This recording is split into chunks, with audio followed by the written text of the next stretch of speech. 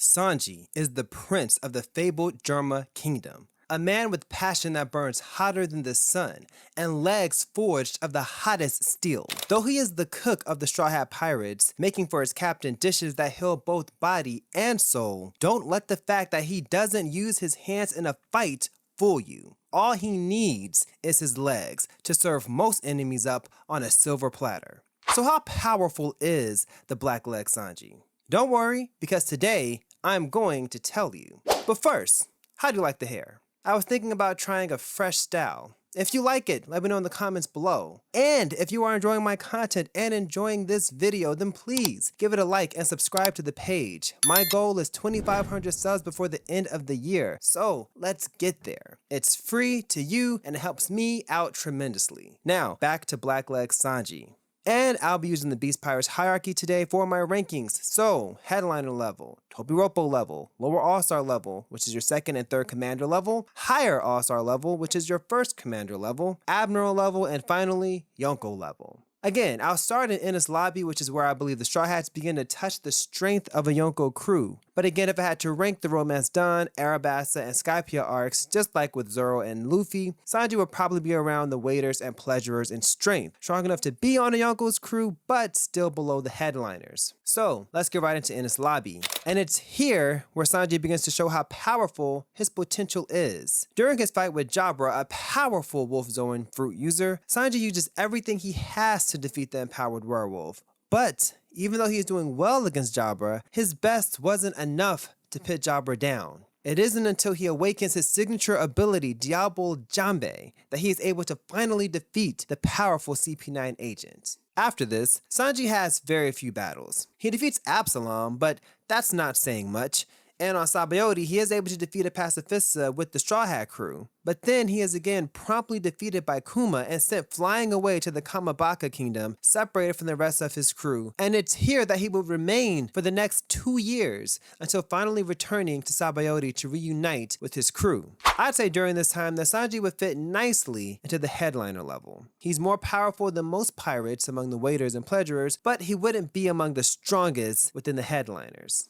Now, upon entering the New World, like the entirety of the Straw Hat crew, Sanji gets a massive boost in power. He's able to one-tap pacifistas, same as Luffy and Zoro. And he gains two very beneficial abilities, being Skywalk and Blue Walk, both giving him flight and the ability to move through water on par with the fishmen. His Diablo Jambe has increased in strength and quickness, able to light his leg or entire body in flames within seconds. With this new power, he makes quick work of nearly every opponent he faces on Fishman Island.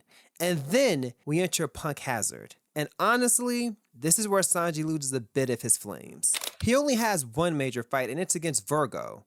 And Virgo, a vice admiral, cracks Sanji's leg. Now, to be fair, I think Virgo is one of the more powerful vice admirals, and it's not like Sanji went close to going all out, but this is not a good showing. Sanji's thing is his legs, and Virgo, who was using his legs as well, overpowered Sanji. And this happens a lot to Sanji post-time skip. When we move into Dressrosa, it's the exact same thing with Doflamingo. Sanji attacks Doflamingo with Diablo Jambe, and Dofi blocks it with ease, mind you, with his leg. He's later also nearly killed by Doflamingo, or at least seriously wounded, until Law saves him. Sanji is super powerful, but upon coming out of the time skip, he's paired against fighters that he either seems to match poorly with, or he's just not at the moment on their level. Still, after Punk Hazard and Dressrosa, I would still place Sanji in the Topiropo level. He's more powerful than most headliners at this point, but I think nearly every commander would best him in a fight. Moving on to Hakka Island, and again we have a situation where Sanji cannot truly show his strength. The level of depth and growth we are shown in Sanji's character development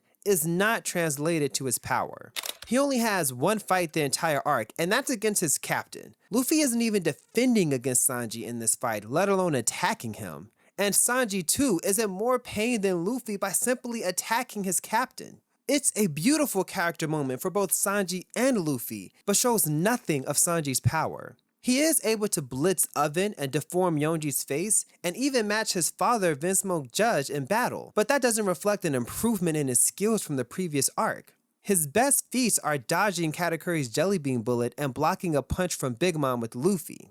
All in all, I would keep Sanji and Whole Cake Island at the Topiropo level. He's probably around the strength of a third commander, but he's not able to show this strength or even imply this level of strength during the entire arc. Therefore, I must keep him at the Topiropo level. Now it's finally in Wano where Sanji truly begins to shine. First, he gains the Germa Raid suit Stealth Black, becoming Osoba Mask for a brief time. But with this suit, he decimates page 1, and it's not even close. With the suit, he's able to turn invisible, fly, and increase his power and durability. Later on in the arc, he's also able to land a powerful blow on X-Drake while in his full Allosaurus form. This shows that Sanji is above the majority of the headliners at this point. I'd say his strength is among the third commanders. So let's slot Raid Suit Sanji in the lower All-Star level. Next, we'll move on to the raid on Onigashima. And I won't go into all the fights and scuffles Sanji has because only 2 really are important to this topic. First, Sanji is able to momentarily tussle with King, the first commander of the Beast Pirates. Now, King does defeat him pretty easily, but Sanji doesn't take any damage really from the attacks that King landed on him.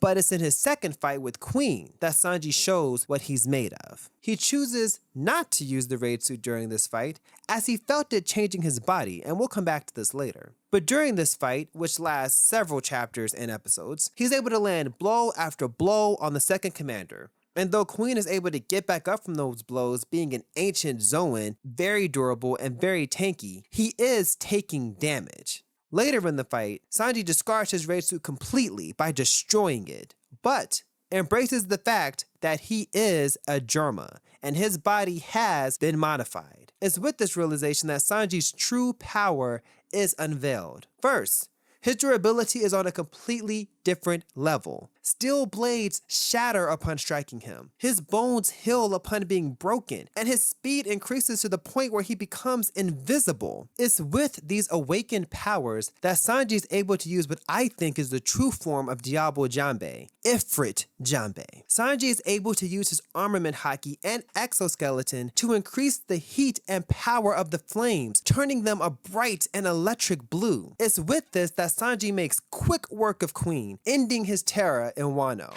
After Sanji's battle with Queen, I think it's only fair to place Sanji in the upper all-star level. Sanji's strength rivals that of the first commanders. His power and durability is second to very few characters, and going forward, Sanji will be a force to be reckoned with. This takes us to Egghead. And it's here where Sanji has several moments that really speak to his power. None are as clear-cut as Luffy or Zoro's, but some special moments nonetheless.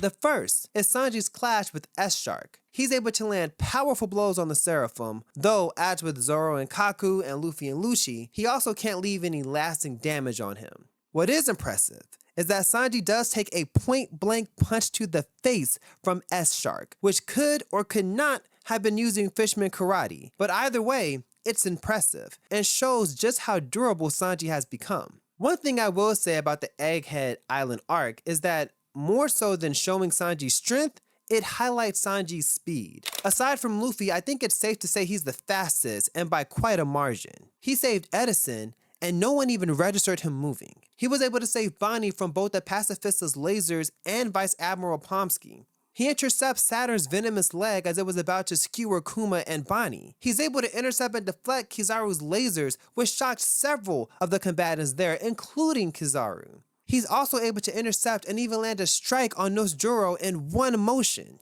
However, Sanji has some not so great moments during the Egghead Island arc. But to be fair to Sanji, those moments involve extremely powerful characters. What's working against him is that both Luffy and Zoro performed better against the same caliber of opponents.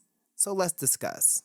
First, Sanji is blitzed by Kizaru when escaping with Vegapunk, which leads to Vegapunk's death. He's held down by some telekinetic power released by Saturn, and though I won't hold that one against him too much, he is eventually folded by Nosjuro after landing those 2 successful blows. Not the best showing, but by no means does this mean Sanji is weak. He still showed considerable skill and power fitting of a commander in a Yonko's crew. The question is whether or not he's at the level of admirals.